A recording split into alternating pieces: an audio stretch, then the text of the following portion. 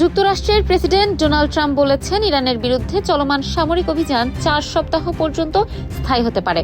রোববার রাতে আল জাজিরার এক প্রতিবেদনে এ তথ্য প্রকাশ করা হয়।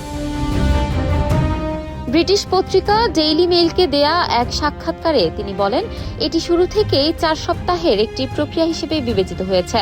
আমরা ভেবেছিলাম এটি 4 সপ্তাহ বা তার কাছাকাছি সময় লাগতে পারে।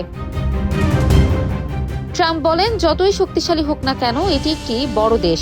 4 সপ্তাহ লাগবে অথবা তার কমও। তিনি জানান, ইরানিদের সঙ্গে আরও আলোচনার ব্যাপারে তিনি এখনো উন্মুক্ত আছেন, তবে সেই আলোচনা শিগগিরই হবে কিনা এ বিষয়ে স্পষ্ট করে কিছু জানাননি।